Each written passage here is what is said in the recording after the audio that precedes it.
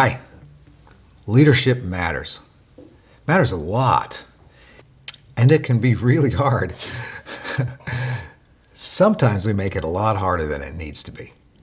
This is one of the ways we do that. Can we talk here a little bit? I do this, and I've had to really teach myself to not make this my natural default. So I want to talk with you a little bit about a small change you can make that brings about a big difference right away. And it has to do with reading other people's minds. Do you do that? I do all the time. It's really, it's almost like I'm an Olympic athlete at reading other people's minds. I'm not saying I'm good at it. I just practice it quite a bit. And it always gets me in trouble, every single time. So what I want to share with you right here is how important it is that you and I as leaders assume good intent. Now, how did you react to that as soon as I said it? When you heard the words, assume good intent, maybe you thought, well, I can do that if they have good intent, or I can do that most of the time, but maybe it's difficult for you to do. What I'd like to suggest is that you and I start there, that's our default. Whenever we're in pressured situations where we're frustrated with someone, we expected purple and we got 3. We expected Tuesday and we got Friday. We asked for 8 and we got 1. Whatever the case is, whenever we have missed expectations or we're frustrated or word travels back to you and I about someone missing the mark in some way, we tend to default to assuming bad intent. It's a natural thing for us to do because, as you know, our really fast brain likes to process things in 2 big filters. Is this going to be a reward? Is this a good thing? Is it a reward? Or is it a threat? Is it a potential threat? And that filter that is the threat side is a lot faster. And it lets a lot more in. And the filter over here, that's the reward side of our brain when we perceive anything around us, thoughts or real things that happen around us. The reward side is a slower filter. In fact, if you think filters, this one is one of those filters that barely lets molecules through, the reward side of our brain. And the filter on the threat side of our brain is probably more like a chain link fence. Stuff gets through really fast and very efficiently. So if you're frustrated right now with anybody that you work with, or, if you want to expand it out to any of the meaningful relationships you've got, you're frustrated and you find yourself kind of sitting back and narrowing your eyes and thinking about it and worrying about it and getting angry and petting the fur off of it, my precious. And you find yourself spiraling into that and getting more and more tense and more frustrated. Then when you talk with other people about it, you're doing the same kind of thing and you're pulling them into that dark hole of frustration. How about if you pull out of that and assume good intent? Now, even as I say that, it might not feel right to assume good intent. And granted, there are a few cases where a person has clearly demonstrated that they have bad intent. You shouldn't have those people in your life. You shouldn't have those in your enterprise. You should do everything you can to spiral them out with dignity, but get them out of there. Everybody else you want to have around you is someone you can safely assume they have good intent. But in that moment when you and I are really frustrated and we're kind of alone in the dark in our mind thinking, what is their deal? That's the moment where you and I need to practice this discipline of assuming good intent. Now, in another one of our videos, we talk about this thing called the power of assumptions. And in fact, this goes through many of our classes that we offer online through the Hilt Academy, because our assumptions are what we believe to be true, and they turn into lenses through which we look at everyone and everything around us. We don't really look at the lens very much once we put it on. I'm not looking at the lenses in these glasses, looking through the lenses. But once in a while, we need to take those lenses off and look at them and see, are they clean? Is the prescription correct? Our assumptions, also what are called our mental models, are just like that. We look through them and then they change what we look at. Once in a while, they need to be updated. One of our fundamental assumptions is what we think people's intent is. So whenever you and I are frustrated, we tend to go to assuming bad intent rather than assuming good intent. The other day I was on an hour and a half phone call with a friend of mine who is the CEO of a really cool company. Just a really cool company. And it's growing and it's making a big impact. And you'd know of this company if I told you what it was. But because of this next story, I'm going to veil it. And you'll have to just imagine if it's the organization that you know.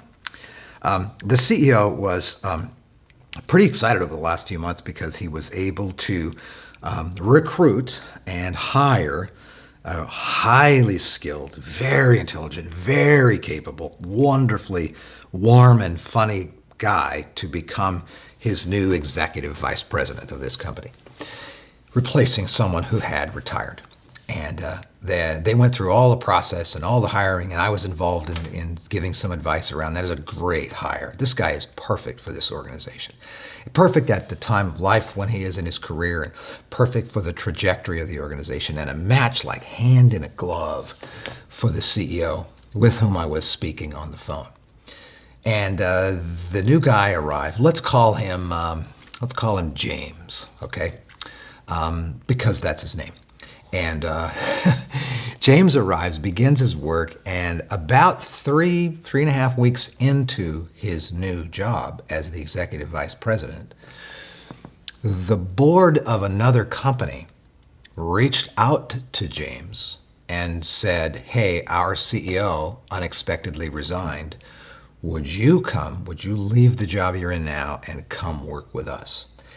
And he had moved across the country to take the position he's in now. But this would not require a move because the companies were located in the same metropolis. Wouldn't have to move, wouldn't have to change houses, wouldn't have to move his kids in school, none of that stuff. Just change jobs. And he'd be the CEO of a company that was a little bit larger and a little bit older than the one in question. The CEO, my friend, who I was on the phone with, heard secondhand that the board had reached out to his new hire, executive vice president James, and asked if he would be interested in the job. The CEO friend of mine got afraid. Pay attention to that. Whenever you get afraid, your brain doesn't work very well, neither does mine. Then he got a little angry. Then he got a little frustrated and sat on it and stewed on it for 3 or 4 days and then called me. What do I do? What do I do? I'm going to lose him. They're going to snatch him away. And I said, first of all, did you talk with him about it? Did you ask him, hey, have you been recruited for this job? I'd just like to know. You're friends. Why not ask him? He said, well, yeah, I did. And his response was, well, I have to at least have a conversation with them. This made my CEO friend spin up even more.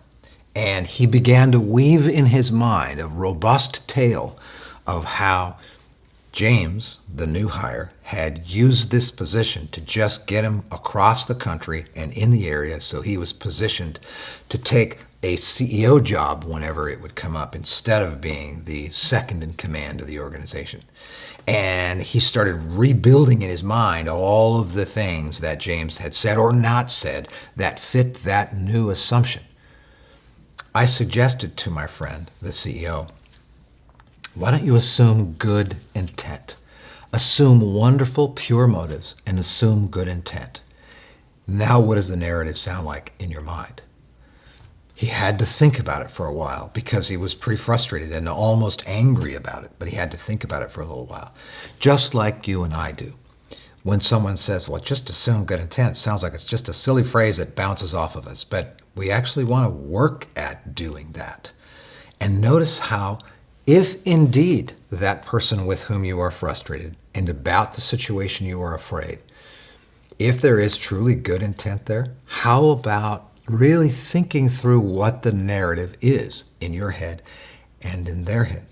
You'll notice and interpret behaviors, conversations, decisions very differently if you assume good intent.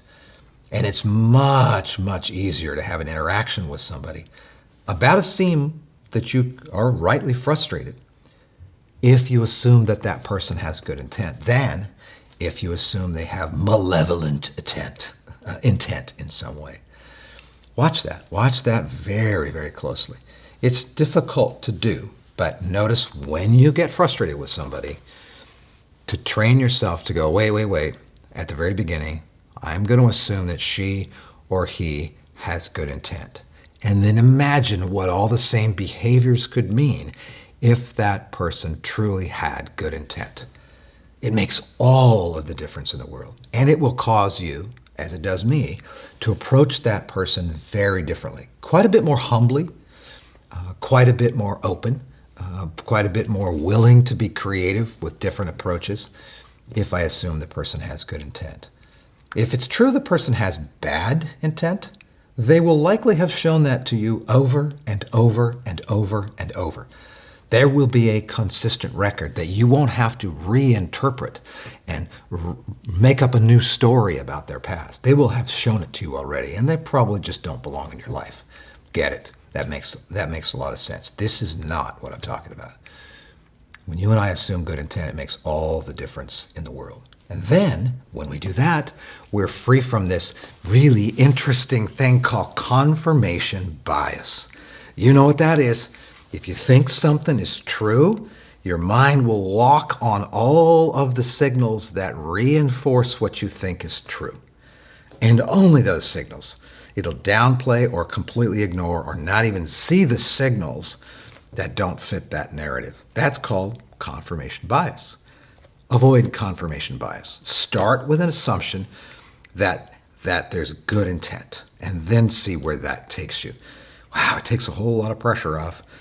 If you're frustrated with someone, even today, even right now, as I've been talking with you, take a breath and assume good intent.